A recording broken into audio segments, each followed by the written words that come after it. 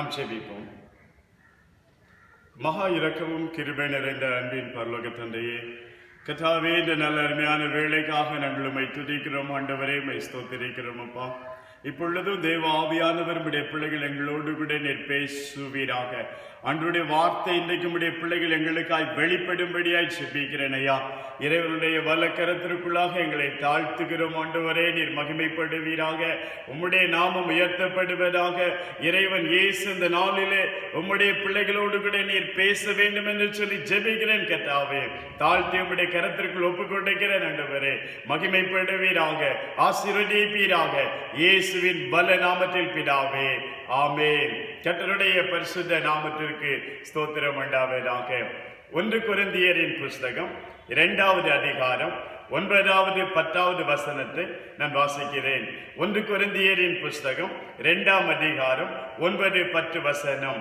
எழுதியிருக்கிறபடி, தேவன் தம்மிடத்தில் அன்பு கூறுகிறவர்களுக்கு ஆயத்தம் பண்ணினவைகளை கண் காணவும் இல்லை, காது கேட்கவும் இல்லை, அவைகள் மனுஷனுடைய இருதயத்தில் தோன்றவும் இல்லை. நமக்கோ தேவன் அவைகளை தமது ஆவியினாலே வெளிப்படுத்தினார். அந்த ஆவியானவர் எல்லாவற்றையும், தேவனுடைய ஆழங்களையும் ஆராய்ந்திருக்கிறார் என்பதாக அன்றைய வார்த்தை சொல்லுகிறதை பார்க்கிறோம். 1 கொரிந்தியர் 2ஆம் அதிகாரத்தில் இப்படி சொல்லப்பட்டிருக்கிறது, எழுதியிருக்கிறபடி தேவன் தம்மிடத்தில் அன்பு கூறுகிறவர்களுக்கு ஆயத்தம் பண்ணினவைகளை நம்முடைய கண் காணவில்லை, காது கேட்கவில்லை, அவைகள் மனுஷனுடைய இருதயத்தில் தோன்றவில்லை என்று அன்றைய வார்த்தை சொல்லுகிறதை பார்க்கிறோம். ஏதோ ஒன்றை தேவன் நமக்கு ஆயத்தப்படுத்தி வைத்திருக்கிறார். தேவன் ஆயத்தப்படுத்தி வைத்திருக்கிற அந்த காரியங்களை ஒரு மனிதன் அறிந்து கொள்ள முடியாத அளவுக்கு அத்தனை அது ஆச்சரியமானதாய், அத்தனை மகிமையானதாய் அந்த ஆசீர்வாதம் இருக்கிறதை இந்த வேத பகுதி சொல்லுகிறதை பார்க்கிறோம். பிரியமானவர்களே, எழுதியிருக்கிறபடி என்று இந்த வசனம் ஆரம்பிக்கிறதை பார்க்கிறோம். அப்படியானால் இதற்கு முன்பு ஏதோ ஒரு பகுதியிலே இந்த சம்பவமானது எழுதப்பட்டிருக்கிறது. அது எங்கே எழுதப்பட்டிருக்கிறது என்று சொல்லி பார்ப்பீர்களே ஆனால், நீங்கள் ஏசாயா தீர்க்கதரிசியின் புஸ்தகம் 64வது அதிகாரம் 4ஆம் வசனத்தில் நீங்கள் இந்த பகுதியை படிக்க முடியும். ஏசாயா 64 நீங்க பார்ப்பீர்களே ஆனால், அந்த வேத வசனம் அங்கே எழுதப்பட்டிருக்கிறதை நம் சத்திய வேதாகமத்திலே அறிந்து கொள்கிறோம். பிரியமானவர்களே, தேவனே, உமக்கு காத்திருக்கிறவர்களுக்கு நீர் செய்கிறவைகளை நீரே அல்லாமல் உலக தோற்றம் முதற்கொண்டு ஒருவரும் கேட்டதும் இல்லை, செவியால் உணர்ந்ததும் இல்லை, அவைகளை கண்டதும் இல்லை என்று சொல்லி அன்றைய வார்த்தை சொல்லுகிறதை பார்க்கிறோம். ஆண்டவரே, நீர் உம்முடைய பிள்ளைகளுக்கு செய்ய போகிற அந்த காரியத்தை குறித்து ஒருவரும் கேட்டதும் இல்லை, ஒருவரும் கண்டதும் இல்லை, ஒருவரும் உணர்ந்ததும் இல்லை என்பதாய் அன்றைய வார்த்தை சொல்லுகிறதை பார்க்கிறோம். ஏசாயாவிலே அங்கே சொல்லப்பட்ட அந்த வாக்குத்தத்த வார்த்தையை தான் பவுல் இங்கே எடுத்து கொரிந்திய சபைக்கு அவர் இங்கே கொடுக்கிறதை பார்க்கிறோம். ஒரு வல்லமை மிக்க ஒரு வாக்குத்தத்தமாய் இந்த வாக்குத்தத்தம் காணப்படுகிறது. தேவன் தம்முடைய பிள்ளைகளுக்கு ஆயத்தப்படுத்தினவைகள், தேவன் தம்முடைய பிள்ளைகளுக்கு ஏதோ சில காரியங்களை அவர் ஆயத்தப்படுத்தி இருக்கிறார் என்று சொல்லியும், அதை ஒரு மனிதனும் அறிந்து கொள்ள முடியவில்லை என்பது அங்கே ஜெபமாக ஏசாயா தீர்க்கதரிசன புஸ்தகத்திலே எழுதப்பட்டிருக்கிறது. அதே அந்த ஜெபத்தை இங்கே பவுல் எடுத்து கொரிந்திய சபைக்கு கொடுக்கும் பொழுது ஒரு ஸ்டேட்மெண்டாக அவர் இங்கே கொடுக்கிறதை பார்க்கிறோம். அப்பொழுதுதான் அவர் சொல்லுகிறார், ஏற்கனவே எழுதியிருக்கிறபடி தேவன் தம்மிடத்தில் அன்பு கூறுகிறவர்களுக்கு ஆயத்தம் பண்ணினவைகள் என்று அவர் இங்கே சொல்லுகிறதை பார்க்கிறோம். அங்கே காத்திருக்கிறவர்களுக்கு தேவன் செய்ய போகிற காரியம் என்று சொல்லி அதை ஒருவனும் கண்டதில்லை, கேட்டதில்லை, உணர்ந்ததில்லை என்று சொல்லப்பட்டிருக்கிறது. இங்கே அன்பு கூறுகிறவர்களுக்கு என்று பவுல் அதை சொல்லி, அதை ஒருவரும் கண்டதில்லை, கேட்டதில்லை, உணர்ந்ததில்லை என்பதாக இங்கே அவர் சொல்லுகிறதை பார்க்கிறோம். தேவன் ஏதோ சில காரியங்களை அவர் தம்முடைய பிள்ளைகளுக்கு ஆயத்தப்படுத்துகிறவர். அதைத்தான் இந்த நாளிலே நான் உங்களோடு கூட அன்றைய வார்த்தையாக கொண்டு வர பிரியப்படுகிறேன். பிரியமானவர்களே, தேவன் உங்களுக்காக சில காரியங்களை ஆயத்தப்படுத்தி வைத்திருக்கிறார். ஆனால் ஒரு நல்ல விஷயம் என்னவென்று சொன்னால், பவுல் அதை இங்கே சொல்லும் பொழுது, நமக்கோ தேவன் அவைகளை தம்முடைய ஆவியினாலே வெளிப்படுத்துகிறார். இன்றைக்கு அந்த காரியங்களை எப்படி விளங்கிக் கொள்ளுவது, தேவன் உங்களுக்கு என்ன ஆயத்தப்படுத்தி வைத்திருக்கிறார், அதைத்தான் இந்த நாளிலே நான் உங்களுக்கு சொல்ல ஆசைப்படுகிறேன். பரிசுத்த ஆவியானுடைய உதவியோடு கூட இந்த நாளின் சத்தியத்தை கேட்பீர்களே ஆனால் பரிசுத்த ஆவியானவர் உள்ளே இருக்கிறதான அந்த சத்தியத்தை உங்களுக்கு விளங்க பண்ணுவார். பிரியமானவர்களே, உங்களுடைய மனக்கண்களை திறந்து இந்த ஆசீர்வாதங்களை நீங்கள் பெற்றுக் கொள்வதற்கு, சுதந்திரிப்பதற்குரிய கிருபைகளை தேவன் உங்களுக்கு தந்தருளுவார். உள்ளே அநேக ஆசீர்வாதங்கள் அடங்கியிருக்கிறது. அநேக நன்மையான காரியங்களை தேவன் தம்முடைய பிள்ளைகளுக்காக ஆயத்தப்படுத்துகிறவர் என்பதாக நம்முடைய வார்த்தை சொல்லுகிறதை பார்க்கிறோம். ஒரு நல்ல தாய் எடுத்துக்கொண்டால் அவள் தன்னுடைய பிள்ளை காலையில 8 மணிக்கு எந்திரிக்கும், 6 மணிக்கு என் பிள்ளை எந்திரிக்கும், உடனடியாக பிள்ளைக்காக ஒரு வெண்ணெயை ஆயத்தப்படுத்தி வைக்கிறார்கள். பிள்ளை குடிக்கும், அதுக்கு சுடுதண்ணி வேண்டும் என்று சொல்லி சுடுதண்ணி ஆயத்தப்படுத்துகிறார்கள். 8 மணிக்கு அதற்கு டிஃபன் ஆயத்தப்படுத்தி வைக்கிறார்கள். அம்மா எனக்கு டிஃபன் ஆயத்தமாகிவிட்டதா, இன்னும் டிஃபன் வயிறு பசிக்குதே என்று சொல்லி சொன்ன பின்பு, அது பசி எடுத்த பின்பு தாய் போய் அவனுக்காக அவளுக்காக உணவை ஆயத்தப்படுத்த வேண்டிய அவசியம் இருக்காது. நல்ல தாய் ஏற்கனவே தன் பிள்ளை இத்தனை மணிக்கு பசி எடுக்கும், அவனுக்கு இத்தனை மணிக்கு அவள் உணவு கேட்பாள் என்பதை அறிந்து உடனடியாக அந்த ஆயத்தப்படுத்தி அந்த பிள்ளைக்கு கொடுப்பார்கள். பிரியமானவர்களே, அதுபோலதான் நாம் ஆராதிக்கிற ஆண்டவரும் கூட அவர் நமக்காய் ஆயத்தப்படுத்துகிறார். ஆதி மனிதனை படைத்தார் பாருங்கள். ஆதாமை தேவன் படைத்து அவனுக்கு அவன் படைக்கப்படுவதற்கு முன்னதாகவே அவனுக்கு தேவையான அத்தனையும் தேவன் ஆயத்தப்படுத்தி வைத்திருந்தார். அவன் வந்து கேட்கல, ஆண்டவரே குடிக்க தண்ணி எங்க இருக்குது, ஆண்டவரே எனக்கு வயிறு பசிக்குது, சாப்பாடுக்கு வேணும், ஏதாவது சாப்பாட்டுக்கு ஏற்பாடு பண்ணி கொடுங்க, இப்படி கேட்க வேண்டிய அவசியம் இல்லாதபடிக்கு அங்கே நதிகளை ஓட பண்ணினார். பல வகைகளை தேவன் அங்கே அவனுக்கு ஆயத்தப்படுத்தி வைத்திருந்தார். எல்லாம் அவனுக்காய் நேர்த்தியாய் ஆயத்தப்படுத்தப்பட்டிருந்தது. அப்படிப்பட்ட சூழ்நிலையிலே தான் ஆண்டவர் ஒரு நாள் அவனுக்கு ஒரு அயர்ந்த நித்திரையை, ஒரு டீப் ஸ்லீப்பை உண்டாக்கி அவனை தூங்க வைக்கிறார். ஒரு அயர்ந்த நித்திரை, அயர்ந்த நித்திரை. நல்லா விளையாடிக்கிட்டு இருந்தவன், நல்லா ஓடிக்கிட்டு இருந்தவன், நல்லா அங்க இருக்கிற மிருக ஜீவன்களை பார்த்து ரசித்துக் கொண்டிருந்தவன், இயற்கைகளை பார்த்துக் கொண்டிருந்தவன், திடீரென்று நன்றாக அவன் தூங்கி விடுகிறான். அப்பொழுது தேவன் அவனுக்காக ஒரு மனைவியை ஆயத்தப்படுத்தி கொண்டு வருகிறார். பிரியமானவர்களே, அதுவும் கூட அவன் கேட்கல, ஆண்டவரே எனக்கு ஒரு துணை வேண்டும் என்று சொல்லி கேட்கல. ஆண்டவரே அவனுக்காக அவன் தூங்கிக் கொண்டிருக்கிற வேளையிலே அவனுக்காக ஆயத்தப்படுத்தி அவனுக்கு கொண்டு வந்து தேவன் கொடுத்தார் என்பதாக வேதம் சொல்லுகிறது. தேவன் ஆயத்தப்படுத்துகிறவர் நம்முடைய பிள்ளைகளுக்கு எது பெஸ்ட் என்பதை அறிந்து, எது தேவையானது என்பதை அறிந்து, எது அவசியமானது என்பதை அறிந்து நம்முடைய பிள்ளைகளுக்காய் தேவன் ஆயத்தப்படுத்துகிறவர் என்பதாய் இந்த நாளின் சத்தியத்தை உங்களுக்கு நான் கொண்டு வர ஆசைப்படுகிறேன். பிரியமானவர்களே, உங்களுக்காக அவர் அநேக காரியங்களை ஆண்டவர் ஆயத்தப்படுத்துகிறார். உங்களுடைய வாழ்க்கையில என்ன தேவை என்பதை அறிந்து அதை கொடுப்பதற்காக தேவன் எல்லாவற்றையும் ஏற்கனவே ஒரு ஆயத்தப்படுத்தி வைத்திருக்கிற ஒரு நல்ல தேவனாய் இருக்கிறார். இஸ்ரவேல் ஜனங்கள் ஒரு நாளிலே முறையிடுகிறார்கள், ஆண்டவரை பார்க்கிறார்கள், ஆண்டவரே இந்த அடிமைத்தனத்தில் இருக்கிறோமே, எங்களுக்கு ஒரு விடுதலை வேண்டுமே என்று சொல்லி அவர்கள் கதறின பொழுது, ஐயோ இப்பொழுது நீங்கள் கதறுகிறீர்களே, நான் என்ன செய்வேன் என்று சொல்லி அவர் அங்கே எங்களாய்த்துக் கொண்டிருக்கிற ஒரு தெய்வம் அல்ல, அவர் கையை பிசைந்து கொண்டிருக்கிற ஒரு தெய்வம் அல்ல. அதற்கு முன்னதாகவே தேவன் அங்கே ஆயத்தப்படுத்தி வைத்திருந்தார். ஒரு மோசையை ஆயத்தப்படுத்தி வைத்திருந்தார். இஸ்ரவேல் ஜனங்கள் வருவார்கள், கேட்பார்கள், இப்படி அவர்கள் கதறுவார்கள், பெருமூச்சு விடுவார்கள். அவர்கள் சத்தத்தை உடனே கேட்டு உடனே ஒரு மனிதனை அனுப்ப வேண்டும். இவர்கள் கேட்பதற்கு முன்னதாகவே, இவர்கள் கதறுவதற்கு முன்னதாகவே அங்கே ஒரு மனிதனை தேவன் ஏற்கனவே ஆயத்தப்படுத்தி வைத்திருந்தார். பிரியமானவர்களே, ஆராதிக்கிற தேவன் உங்களுக்காக ஒன்றை ஆயத்தப்படுத்துகிறவர், உங்களுடைய குடும்பத்திற்காக தேவன் ஆயத்தப்படுத்துகிறவர். அவருடைய வார்த்தை இப்படி சொல்லுகிறது.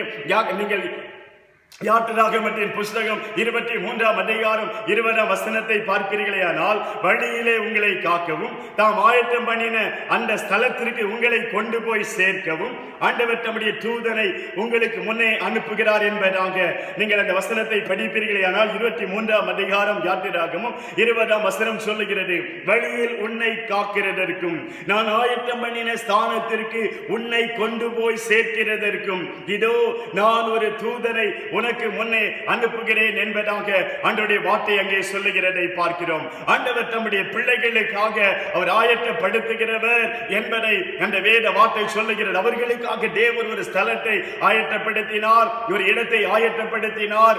ஆண்டவர் வழியிலே அவர்களை காட்டு அந்த இடத்திற்கு கொண்டு போய் சேர்த்தார் என்பதாக நாம் அறிந்து வைத்திருக்கிறோம். பிரியமானவர்களே, 23ஆம் சங்கீதம் 5ஆம் வசனம் சொல்லுகிறது, என் சத்துருக்களுக்கு முன்பாக ஆண்டவரே நீர் எனக்கு ஒரு பன் பந்தியை ஆயத்தப்படுத்துகிறீர். நம் ஆண்டவர் என்ன ஆயத்தப்படுத்துகிறார்? உங்களுக்காக தேவன் என்ன ஆயத்தப்படுத்துகிறார்? தம்முடைய சத்துருக்களுக்கு முன்பாக, உங்களுடைய சத்துருக்களுக்கு முன்பாக ஒரு பந்தியை உங்களுக்கு ஆயத்தப்படுத்தி உங்கள் தலையை அவர் எண்ணெயினால் அபிஷேகம் பண்ணுகிறவர்.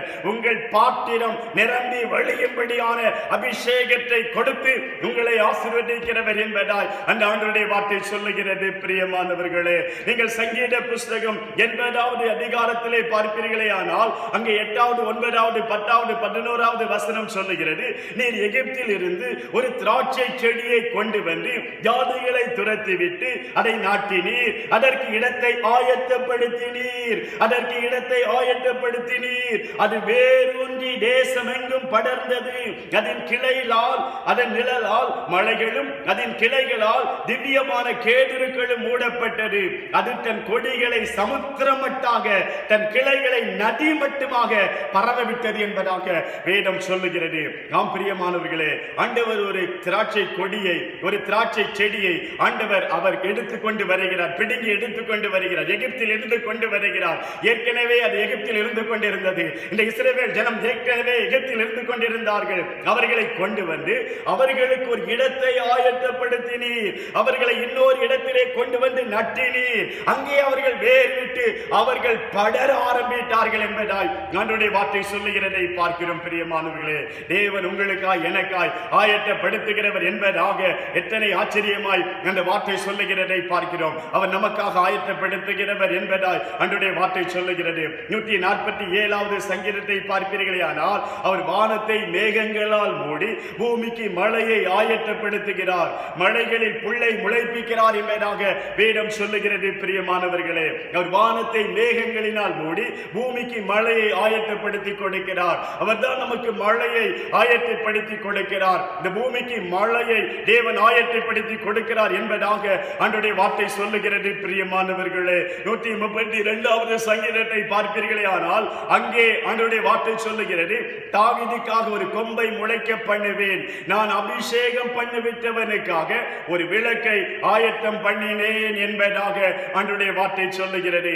தாவீதுக்காக ஒரு கொம்பை முளைக்க பண்ணுவேன், நான் அபிஷேகம் பண்ணிவிட்டவனுக்காக ஒரு விளக்கை நான் ஆயத்தம் பண்ணுவேன். ஆண்டவர் ஒரு விளக்கை தாவீதுக்காக ஆயத்தம் பண்ணுவார். அந்த விளக்கு அணைந்து போகாது, அது எரிந்து கொண்டிருக்கும். அது கால காலமாக அந்த விளக்கு காணப்படும். எத்தனை தலைமுறைகள் கடந்து போனாலும் இந்த விளக்கு எரிந்து கொண்டிருக்கும். தாவீதின் சந்ததி அழிந்து போகாது என்பதாக தேவன் அதை ஆயத்தப்படுத்த தாவீதுக்காக ஆண்டவர் ஒரு பெரிய சந்ததி ஆயத்தப்படுத்தினார், ஒரு விளக்கை தேவன் ஆயத்தப்படுத்தினார் என்பதாக இங்கே ஆண்டவருடைய வார்த்தை சொல்லுகிறதை நம் சத்திய வேதாகமத்திலே பார்க்கிறோம். பிரியமானவர்களே, நீங்கள் மத்திய எழுதின சுவிசேஷ புஸ்தகத்திலே வருவீர்களே ஆனால் ஆண்டவர் பலமுறை திரும்ப சொல்லுகிற காரியம், ஒரு விருந்தை அவர் ஆயத்தப்படுத்தினார். பரலோக ராஜ்யமானது ஒரு விருந்து சாலைக்கு ஒப்பிடப்பட்டிருக்கிறது என்று சொல்லி, ஒரு எஜமான் விருந்தை ஆயத்தப்படுத்துவது போல தேவன் பரலோக ராஜ்யத்தை நமக்கு ஆயத்தப்படுத்துகிறார் என்பதாக பற்பல இடங்களிலே சொல்லப்பட்டிருக்கிறது.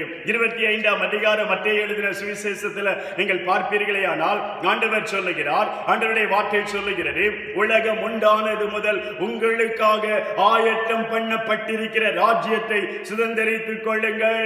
வலதுபுறத்தில் இருக்கிறவர்களை பார்த்து ஆண்டவர் சொல்லுவார், என் பிதாவினால் ஆசீர்வதிக்கப்பட்டவர்களே, உலகம் உண்டானது முதல் உங்களுக்காக ஆயத்தம் பண்ணப்பட்டிருக்கிற ஒரு ராஜ்யம் என்று சொல்லி சொல்லுகிறதை பார்க்கிறோம். உங்களுக்காக ஒன்று ஆயத்தப்படுத்தப்பட்டிருக்கிறது, ஒரு ராஜ்யம் ஆயத்தப்படுத்தப்பட்டிருக்கிறது.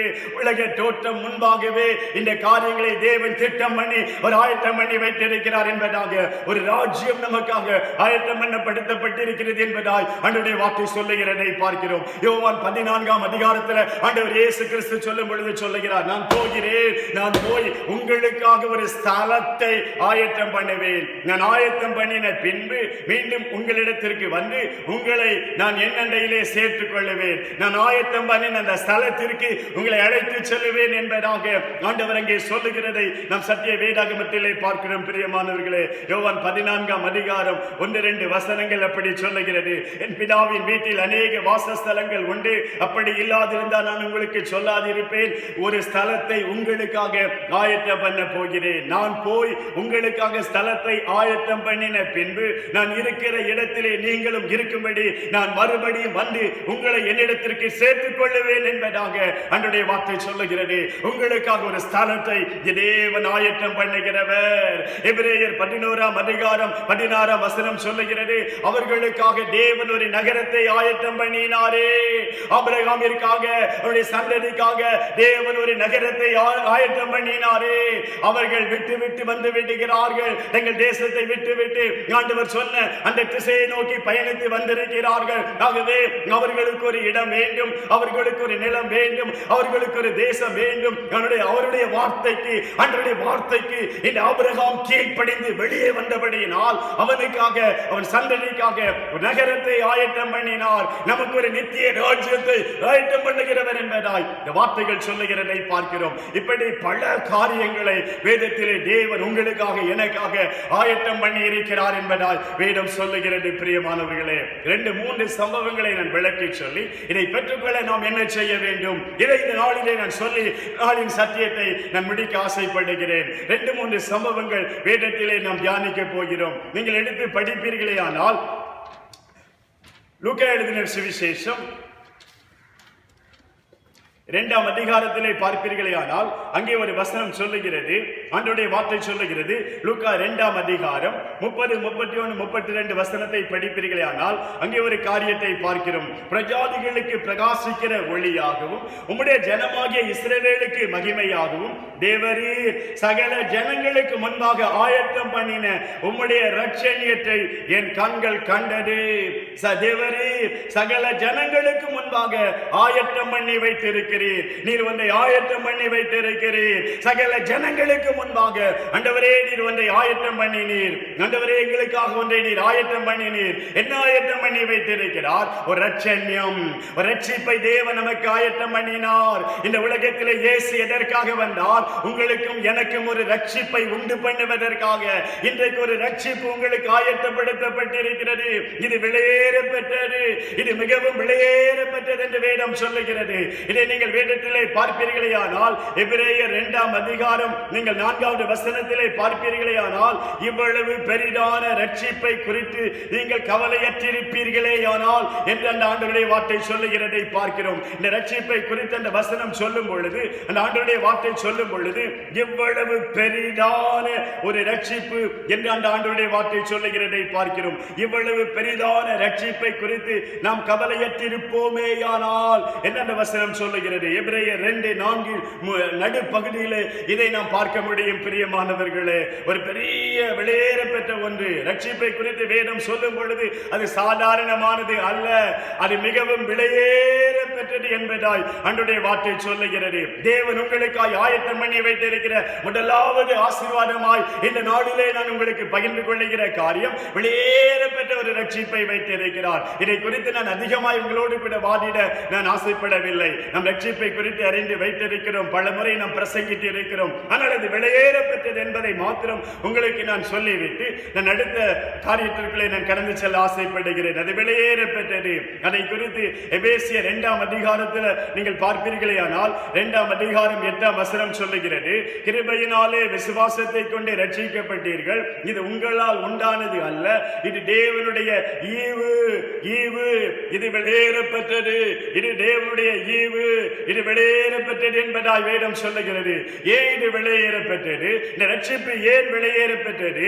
இது தேவனால், தேவனுடைய இரத்தத்தினால் நாம் மீட்கப்படுகிறோம். ரட்சிக்கப்படுவது என்பது சாதாரணமாக மீட்கப்படவில்லை. அழிந்து போகிற பொன் வெள்ளியினாலே நாம் மீட்கப்படாதபடிக்கு கிறிஸ்துவின் விலையேற பெற்ற அந்த இரத்தத்தினாலே நீங்கள் மீட்கப்பட்டிருக்கிறீர்கள், ரட்சிக்கப்பட்டிருக்கிறீர்கள் என்பதாய் வேதம் சொல்லுகிறது. நாம் ரட்சிக்கப்படும்படிக்கு வானத்தின் கீழெங்கும் அவருடைய நாமமே அல்லாமல், வானத்திலும் பூமியிலும் அவருடைய நாமமே அல்லாமல் வேறே நாமம் கட்டளையிடப்படவில்லை என்பதாய் அப்போஸ்தலர் 4ஆம் அதிகாரம் 12ஆம் வசனத்திலே படிக்கிறோம். பிரியமானவர்களே, தேவன் நமக்கு ரட்சிப்பை வைத்திருக்கிறார். வைத்திருக்கிறார். அது விலையேற பெற்றது. விலையேற பெற்ற ஒன்றை தேவன் ஆயத்தப்படுத்தி வைத்திருக்கிறார். இந்த விலையேற பெற்ற ஒன்றை கொடுப்பதற்காக வெள்ளியோ பொன்னோ கொடுத்து இதை சம்பாதிக்கவில்லை. நம்முடைய சொந்த இரத்தத்தை கொடுத்து ஆண்டவர் இந்த ரட்சிப்பை நமக்கு வாங்கி கொடுத்திருக்கிறார். பிரியமானவர்களே, நாம் ரட்சிக்கப்பட்டிருக்கிறோமா? இந்த ஆசீர்வாதத்தை நாம் சுதந்திரித்திருக்கிறோமா?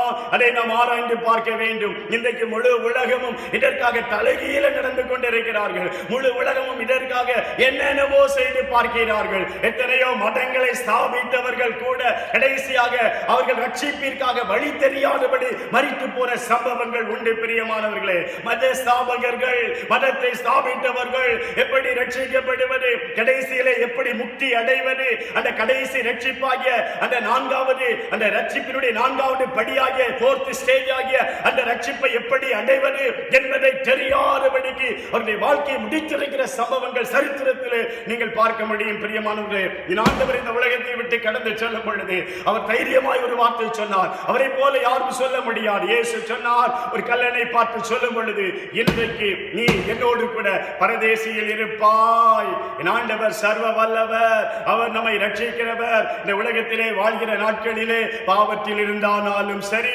வியாதியில் இருந்தானாலும் சரி, பிசாசின் போராட்டத்தில் இருந்தானாலும் சரி, கடன் பிரச்சனைகளில் இருந்தானாலும் சரி, இந்த உலக வாழ்க்கைக்கு அப்பாற்பட்டு நித்திய ராஜ்யத்திற்கு போக வேண்டுமேயானாலும் சரி, எல்லா ரட்சிப்பும் அவரால் நமக்கு உண்டாக்கப்படுகிறது. இயேசுவினாலும் ரட்சிக்கப்படுகிறோம். அது ஒரு பெரிய ஆசீர்வாதம் என்பதாய் வேதம் சொல்லுகிறது. ஆம் பிரியமானவர்களே, நீங்கள் படித்தவர்களாய் இருக்கலாம், நீங்கள் படிக்காதவர்களாய் இருக்கலாம், நீங்கள் ஏழையாய் இருக்கலாம், நீங்கள் பணக்காரராய் இருக்கலாம், அது காரியம் அல்ல. நீங்கள் யாரா இருந்தாலும் நீங்கள் ரட்சிக்கப்பட்டிருக்கிறீர்களா? உங்கள் வாழ்க்கையிலே நீங்கள் ரட்சிக்கப்பட்டிருக்கிறீர்களா? ஆலயத்துக்கு வருகிறவர்களாய் இருக்கலாம், ஒருவேளை நீங்கள் ஆண்டவருக்காய் கொடுக்கிறவர்களாய் இருக்கலாம், வேதத்தை தியானிக்கிறவர்களாய் இருக்கலாம். நீங்கள் எப்படி இருந்தாலும் சரி, உங்களுடைய வாழ்க்கையிலே ரட்சிக்கப்பட்டிருக்கிறீர்களா என்கிற கேள்விக்கு நம்முடைய வாழ்க்கையிலே சரியான பதில் நான் ரட்சிக்கப்பட்டிருக்கிறேன் என்று சொல்லுவதற்கு நான் ஆயத்தமாக இருக்க வேண்டும். பிரியமானவர்களே, அப்படி இல்லாத பட்சத்தில் ஒரு பெரிய ஒரு ஆசீர்வாதத்தை நாம் இழந்து போய் விடுகிறோம். ரட்சிக்கப்பட்டிருக்கிறேனா? இந்த கேள்வியை நான் என்னை கேட்டு பார்க்க வேண்டும். அது பெரிதானது, அது விலையேற பெற்றது, அது மதிப்பில்லாதது, அது மதிப்பற்றது என்று வேதம் சொல்லுகிறது. இவ்வளவு பெரிதான ரட்சிப்பு, இவ்வளவு விலையேற பெற்ற ரட்சிப்பு என்பதால் வேதம் சொல்லுகிறது. நீங்கள் ரட்சிக்கப்பட்டிருக்கிறீர்களா? வாழ்க்கையில ரட்சிக்கப்பட்டிருக்கிறீர்களா? மிகப்பெரிய ஒன்றை நீங்கள் பெற்றிருக்கிறீர்கள். பிரியமானவர்களே, ரட்சிப்பு விலையேற பெற்றது என்பதால் ஆண்டவருடைய வார்த்தை சொல்லுகிறது.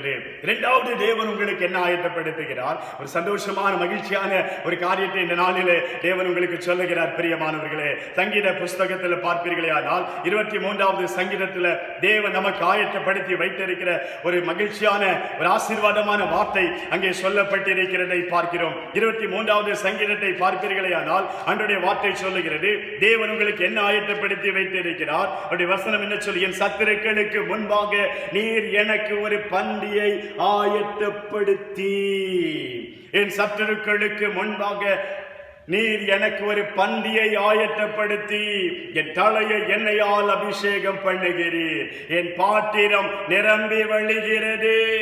ஆண்டவரே, நீர் எனக்கு என்ன ஆயத்தப்படுத்தி வைத்திருக்கிறீர்? ஒரு பெரிய ஆசீர்வாதம். என் சத்துருக்களுக்கு முன்பாக என் தேவன் ஒரு பந்தியை எனக்காய் அவர் ஆயத்தப்படுத்துகிறார். உங்களுக்காய் என் தேவன் ஒன்றை ஆயத்தப்படுத்துகிறார்.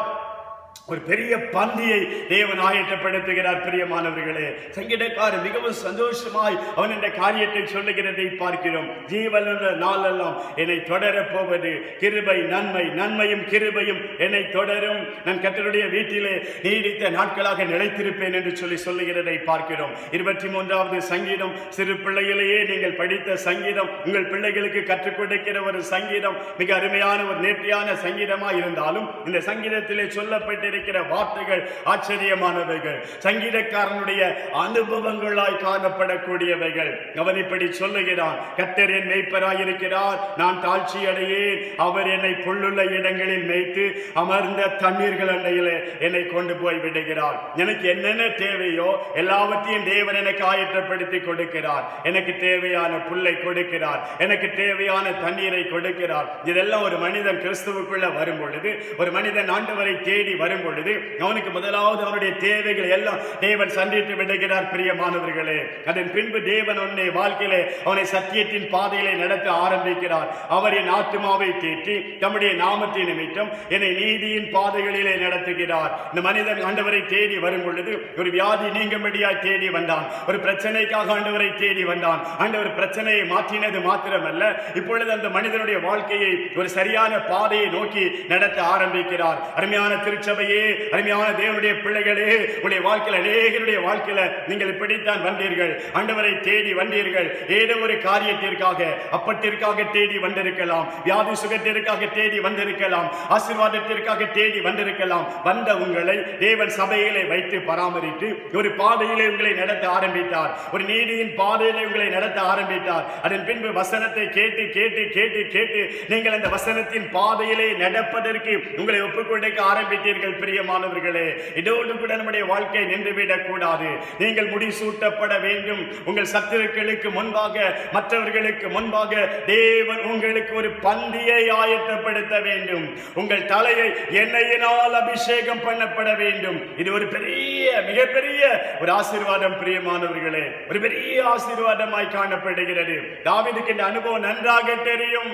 அவன் சிறுவனாய் இருந்த பொழுது அவங்க வீட்டில் ஒரு பண்டிகை நடைபெற்றது. அவங்க வீட்டுக்கு ஒரு பெரிய தீர்க்கதரிசி வந்திருக்கிறார். சாமுவேல் தீர்க்கதரிசி, அன்றைய மிகப்பெரிய ஒரு மனிதர். அவர் நியாயாதிபதியாய் காணப்பட்டவர். கிட்டத்தட்ட ராஜாவாக, தேசத்தின் ராஜா போல அரசாட்சி செய்து கொண்டிருக்கிறவர். அப்படிப்பட்ட ஒரு பெரிய மனிதர், அந்த ஒரு பெரிய தீர்க்கதரிசி இப்பொழுது இங்கே ஒரு சாதாரண மனிதனுடைய வீட்டை தேடி வருகிறார். ஒரு காலத்திலே நியாயாதிபதியாய் இருந்தார், தீர்க்கதரிசியாய் இருந்தார், ஒரு பெரிய ஆசாரியனாய் காணப்பட்டவர், அப்படிப்பட்ட அபிஷேகம் பெற்றவர். இப்பொழுது தாவீதுடைய வீட்டிற்கு வந்திருக்கிறார். அதாவது சவுல் ராஜாவாக இருந்து கொண்டிருந்த அந்த காலகட்டங்களில் இப்படியா இந்த தீர்க்கதரிசி தேடி வருகிறார். ஒரு பெரிய தீர்க்கதரிசி வந்திருக்கிறபடியினால் அவர்கள் வீட்டிலே ஒரு பெரிய பிரம்மாண்டமான விருந்து, ஒரு பந்தி ஆயத்தப்படுத்தப்படுகிறது. ஆனால் அந்த பந்தியிலே ஒரு துக்ககரமான காரியம் என்னவென்று சொன்னால், தாவீது அந்த பந்தியில கலந்து கொள்ள முடியல. பிரியமானவர்களே, சின்ன பிள்ளைங்க ரொம்ப ஆசைப்படும் பந்தியில கலந்து கொள்வதற்கு. நம்ம வீட்டில் ஒரு பங்கன் நடக்குது, நம்ம வீட்டில் ஒரு விழா நடக்குது அப்படின்னா அந்த பிள்ளைங்க அந்த பந்தியில கலந்து கொள்வதற்கு மிகவும் ஆசைப்படும். பிரியமானவர்களே, 7 பிள்ளைகளும் வீட்டில் இருக்குது, நல்லா கவனிங்க. ஆனா 8வது பிள்ளை, இந்த சின்ன பையன் தாவீது, அவன் ஆடு மேய்த்துக் கொண்டிருக்கிறான். வீட்டில் பங்கன் நடக்குது, வீட்டில் பந்தி நடைபெறுகிறது. இந்த பந்தியிலே அவன் கலந்து கொள்ள வாய்ப்பில்லாதவனாய் காணப்பட்டுக் கொண்டிருக்கிறான். ஆனால் ஆண்டவர் அழைத்தார்.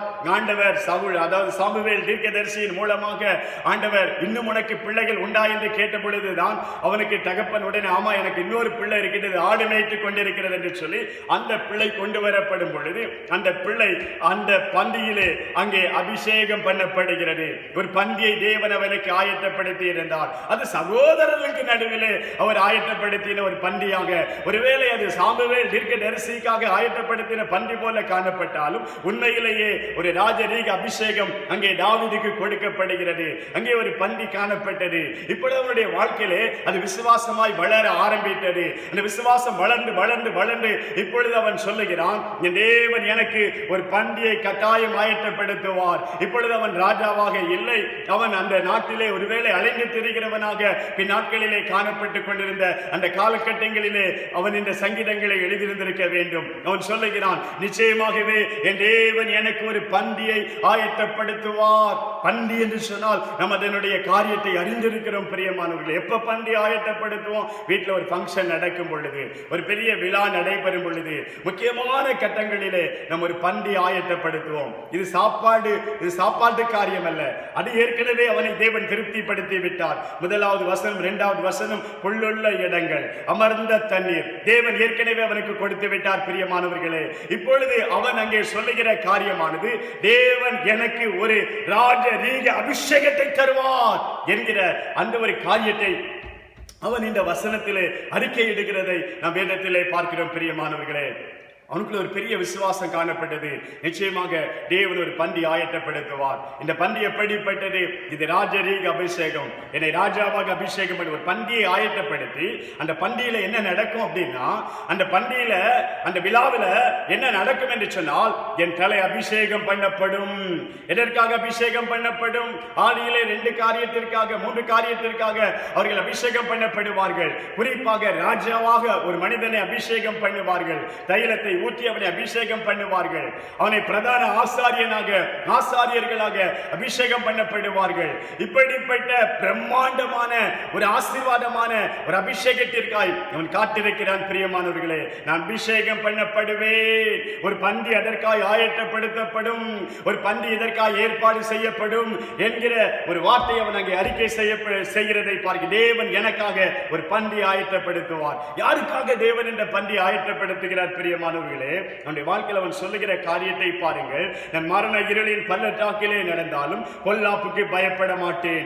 ஏன்னா தேவரீர் என்னோடு கூட இருக்கிறீர், உமது கோலும் உமது தடியும் என்னை தேட்டும் அப்படின்னு சொல்லி அவன் அங்கே சொல்லுகிறதை பார்க்கிறோம். அவனுடைய வாழ்க்கையில் அவன் ரட்சிக்கப்பட்டிருக்கிறான். தேவனை தேடி வந்தான். தேவன் அவனை போஷிப்பிட்டார். தேவன் அவனை பராமரித்தார். இப்பொழுது அவனுடைய வாழ்க்கை ஒரு சரியான பாதையை நோக்கி போய்கொண்டிருக்கிறது.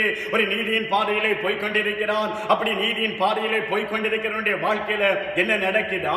மரண இருளின் பள்ளத்தாக்கிலே நடக்கிறேன். ஒருவேளை கிறிஸ்துவின் நிமித்தமாய் பாடுகள், துன்பங்கள், பிரச்சனைகள், போராட்டங்கள், இப்படிப்பட்ட பாடுகளின் வழியாக கடந்து போவதற்கு தான் இன்னைக்கு அநேகர் முன்வருவதே கிடையாது. பிரியமானவர்களே, நாம் வருகிறோம், ஆண்டவர் ஆசீர்வதிக்க வேண்டும். சரி, கொஞ்சம் அங்கே இங்கே சில வார்த்தைகளின் படி நடக்க நம்மை அர்ப்பணிக்கிறவர்களாய் காணப்படுகிறோம்.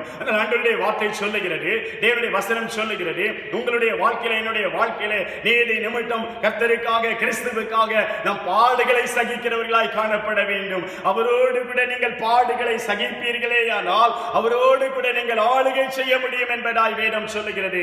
மரண இருளின் பள்ளத்தாக்கிலே நடந்தாலும் பொல்லாப்புக்கு பயப்படேன். ஆண்டவரே, உம்முடைய கோல் உம்முடைய தடி அது என்னை தேற்றக்கூடியது. என் தடி என்னை தேற்றக்கூடியது. ஒருவேளை அந்த தடி என்னை காயப்படுத்துவதை போல, என்னை பயமுறுத்துவதை போல காணப்பட்டாலும் எனக்கு நீதியின் பாதையை காட்டி என்னை தேற்றி என்னை அரவணைத்து என்னை கொண்டு செல்லக்கூடிய நல்ல தேவன் என்பதாய் அவன் அங்கே சொல்லுகிறதை பார்க்கிறோம். பிரியமானவர்களே, இருளான பாதையிலே, ஒரு இருளான வேளையிலே நான் கடந்து சென்றாலும் கூட நான் பயப்பட போவதில்லை.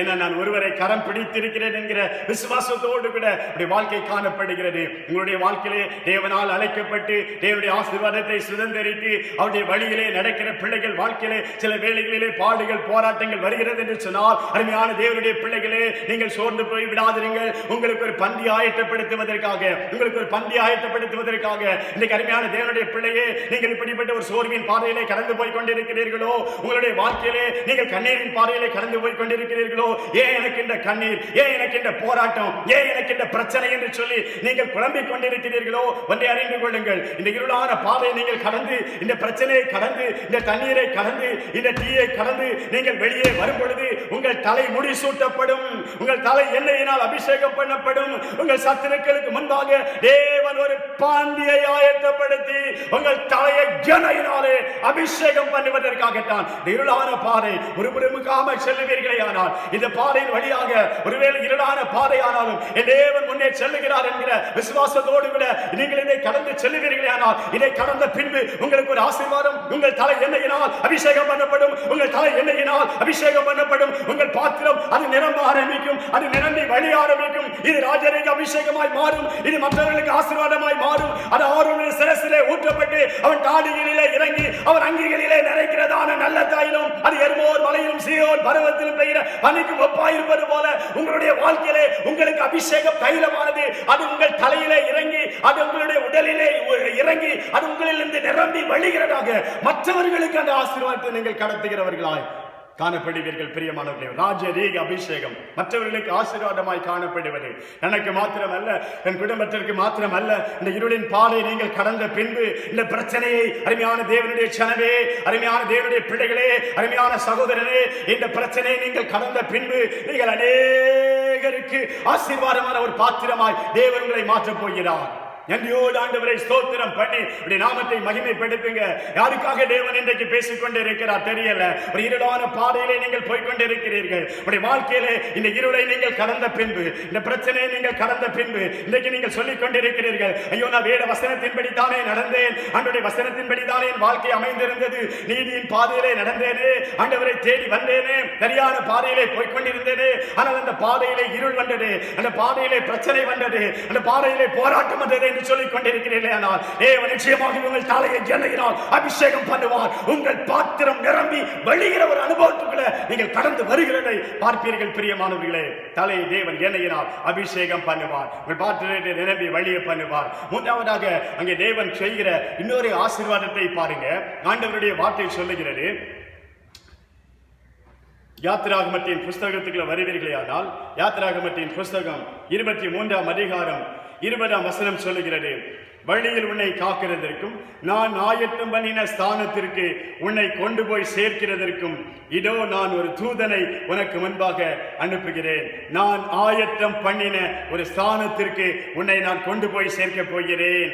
நான் ஆயத்தம் பண்ணி வைத்த ஒரு இடம், இஸ்ரவேல் ஜனங்களுக்காக தேவன் ஒரு இடத்தை ஆயத்தம் பண்ணி வைத்தார். அதை குறித்து தான் நாம் சங்கீதத்திலே படிக்கும் பொழுது, ஆண்டவர் ஒரு திராட்சை செடியை எகிப்திலிருந்து பிடுங்கி எடுத்து அதை கொண்டு போய் அதை நடுவதற்கு ஒரு இடத்தை கண்டுபிடித்து ஒரு இடத்திலே கொண்டு வந்து ஆண்டவர் அதை நட்டார் என்பதாக நம் சங்கீதம் 80ஆம் சங்கீதம் 8, 9, 10, 11 வசனங்களிலே நாம் படிக்கிறோம். பிரியமானவர்களே, தேவன் ஒரு செடியை பிடுங்கி எடுக்கிறார், எகிப்திலிருந்து பிடுங்கி எடுக்கிறார், அதை கொண்டு போய் இன்னொரு இடத்திலே நடுகிறார் என்பதாக தேவன் ஆயத்தம் பண்ணின ஒரு ஸ்தலத்திலே அவர்களை கொண்டு போய் சேர்த்தார் என்பதாக ஆண்டவருடைய வார்த்தை சொல்லுகிறது. உங்களுக்காக தேவன் ஒரு ஸ்தலத்தை ஆயத்தப்படுத்துகிறார். அவர் ஆயத்தம் பண்ணின அந்த ஸ்தலத்திலே அவர் நம்மை கொண்டு போய் சேர்ப்பார் என்பதாக ஆண்டவருடைய வார்த்தை சொல்லுகிறது. யார் இந்த இஸ்ரவேல் ஜனங்கள்? அவர்கள் அந்நிய தேசத்திலே அடிமைகளாக இருந்து கொண்டிருக்கிறவர்கள். ஒருவேளை அவர்கள் ஆரம்பத்திலே அடிமைகளாக அந்த எகிப்து தேசத்திற்கு சென்றவர்கள் அல்ல, அடிமைகளாய் சிறை பிடிக்கப்பட்டு அடிமைகளாக கைதிகளாக அவர்கள் கொண்டு போகப்பட்டவர்கள் அல்ல. ஒரு காலத்திலே யூத ஜனங்கள் அவர்கள் பாபிலோனியருக்கு சிறை பிடிக்கப்பட்டு கொண்டு போகப்பட்டது போல இவர்கள் கொண்டு போகப்படவில்லை.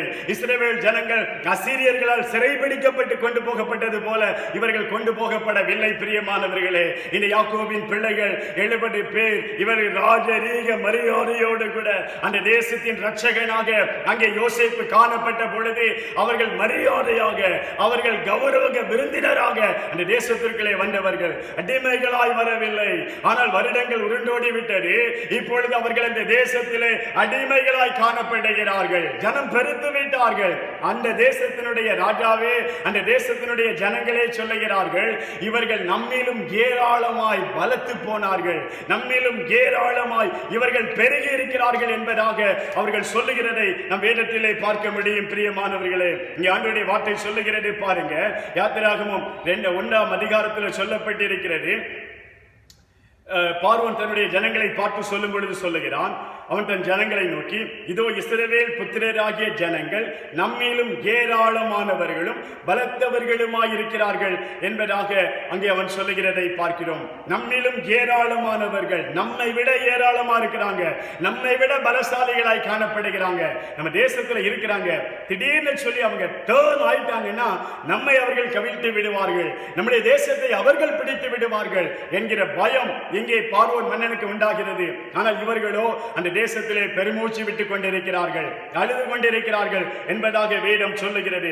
நீங்கள் ஆண்டவருடைய வார்த்தையை பார்ப்பீர்களே ஆனால் 2ஆம் அதிகாரத்திலே நீங்கள் வருவீர்களே ஆனால் இஸ்ரவேல் ஜனங்கள் அவர்கள் பெருமூச்சு விட்டுக் கொண்டிருந்தார்கள் என்பதாக ஆண்டவருடைய வார்த்தை சொல்லுகிறது.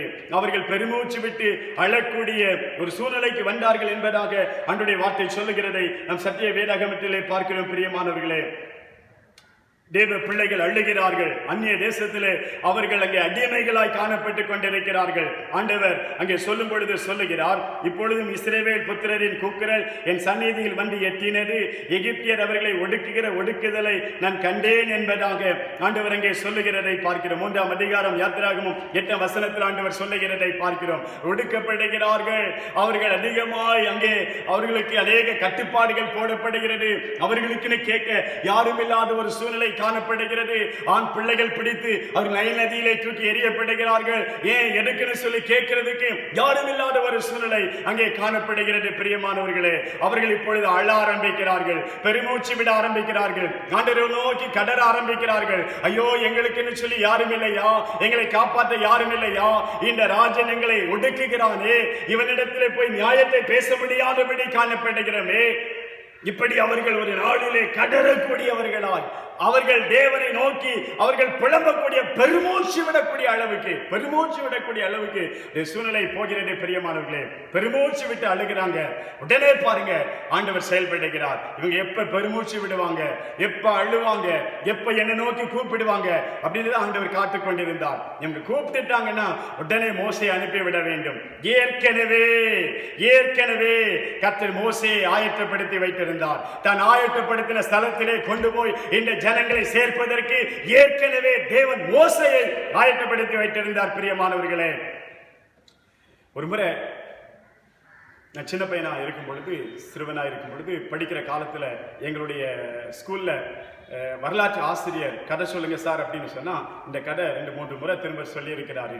என்ன கதை அப்படின்னு சொன்னா, ரொம்ப சுவாரஸ்யமா இதை கிட்டத்தட்ட 1/2 மணி நேரம் 3/4 மணி நேரம் இந்த கதையை மாத்திரம் சொல்லுவார். ரொம்ப சுவாரஸ்யமாக இந்த கதையை சொல்லுவார்.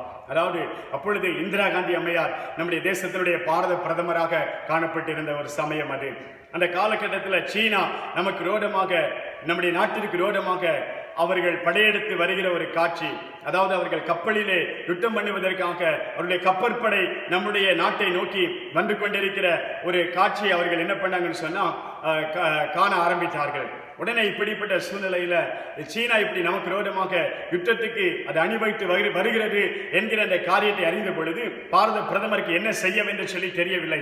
அவர்கள் கொஞ்சம் பதற்றம் அடைந்தார்கள். உடனடியாக அந்த நேரத்தில் சோவியத் ரஷ்யா வந்து நல்ல ஒரு நிலைமையிலே காணப்பட்டது. இப்போ ஒருவேளை அதாவது சீனாவுடைய கை ஓங்கி கொண்டிருக்குது அப்படின்னு சொல்லி உலகம் சொல்லிக் கொண்டிருக்கிறது. அன்றைக்கு ரஷ்யர்கள் நல்ல நிலைமையிலே காணப்பட்டவர்கள்.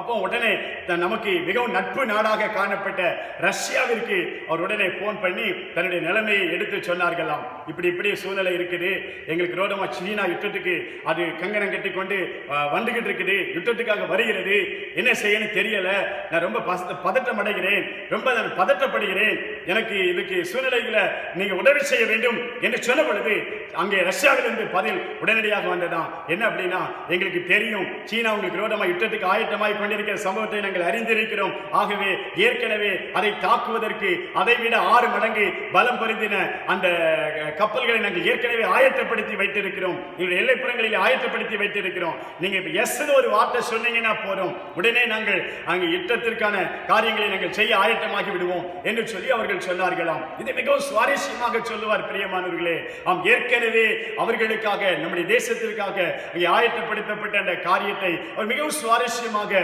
சொல்லுவது உண்டு. இப்படித்தான் பிரியமானவர்களே, நாம் கேட்பதற்கு முன்னதாகவே, நாம் ஆண்டவரிடத்திலே வேண்டிக் கொள்வதற்கு முன்னதாகவே தேவன் உங்களுக்காக ஆயத்தப்படுத்தி வைத்து விடுகிறார். நீங்க போய் கேட்ட பிறகு ஐயோ நான் என்ன செய்வேன், யாராவது ஒருத்தரை இப்ப ஆயத்தப்படுத்தணுமே, இப்ப போய் அவனுக்கு ட்ரைனிங் கொடுத்து, இப்ப அவனை எகிப்து தேசத்துக்கு அனுப்பி, இப்ப அவனுக்கு ட்ரைனிங் கொடுத்து, அதுக்கு பிறகு அவனை கொண்டு போய் இன்னும் வனாந்திர ட்ரைனிங் கொடுக்கணும் அப்படிங்கிற அந்த சூழ்நிலை கிடையாது. பிரியமானவர்கள், என்னைக்கு அவங்க முறையிட்டாங்களோ, முறையிடுவதற்கு 80 வருஷத்துக்கு முன்னாடியே அவனை ஆயத்தப்படுத்தி அவனை தயார்படுத்தி இந்த சூழ்நிலைக்காக தேவன் அங்கே வைத்து காத்துக் கொண்டிருந்தார். எப்ப இந்த ஜனங்கள் முறையிடுவார்கள், எப்ப என்னை நோக்கி கூப்பிடுவார்கள், உடனே இந்த மோசை அனுப்பி வைக்க வேண்டும் என்று சொல்லி தேவன் ஆயத்தப்படுத்தி வைத்திருந்தார். ஒரு ஸ்தலத்தையும் ஆயத்தப்படுத்தி வைத்திருந்தார், ஒரு இடத்தையும் ஆயத்தப்படுத்தி வைத்திருந்தார். இந்த இஸ்ரவேல் ஜனங்களுக்காக 400 வருஷமாக அந்த இடம் ஆயத்தப்படுத்தப்பட்டு கொண்டிருக்கிறது. இவங்க போய் வீட்டை கட்டல, இவங்க போய் தோட்டத்தை வெட்டி எடுக்கல, இவங்க போய் கிணறு வெட்டி எடுக்கல.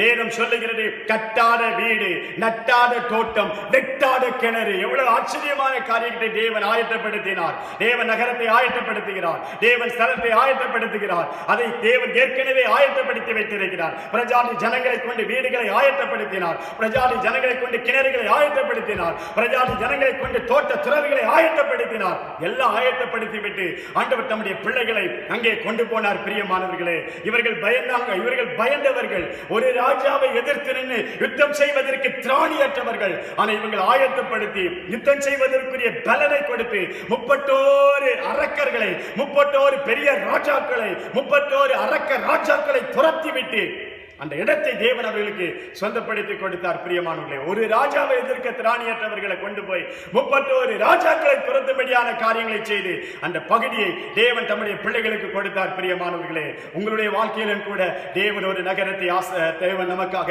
ஆயத்தம் பண்ணுகிறார் என்பதாய் வேதம் சொல்லுகிறது. எபிரேயருக்கு எழுதின நிருபத்தில் நீங்கள் பார்ப்பீர்களே ஆனால் 11ஆம் அதிகாரம் 6ஆம் வசனம் சொல்லுகிறது.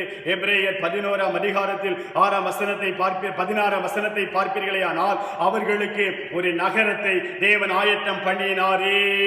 யாருக்காக தேவன் ஆயத்தம் பண்ணினார்? அந்த ஜனங்கள் தங்களுடைய சுய தேசத்திற்கு அவர்கள், அதாவது அவர்களை குறித்து வேதம் சொல்லும் பொழுது அந்நியரும் பரதேசிகளும் என்று சொல்லி அறிக்கையிட்டவர்கள்.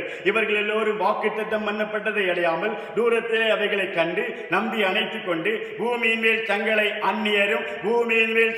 அந்நியரும் பரதேசிகளும் என்று அறிக்கையிட்டு விசுவாசத்தோடு மரித்தவர்கள் என்பதால் அவர்களை குறித்து வேதம் சொல்லுகிறது. இப்படி அறிக்கையிடுகிறவர்கள் சுய தேசத்தை நாடி போகிறோம் என்று தெரியப்படுத்துகிறார்கள். தங்கள் விட்டு வந்த தேசத்தை நினைத்தார்களே ஆனால் அதற்கு திரும்பி போவதற்கு அவர்களுக்கு சமயம் கிடைத்திருக்குமே.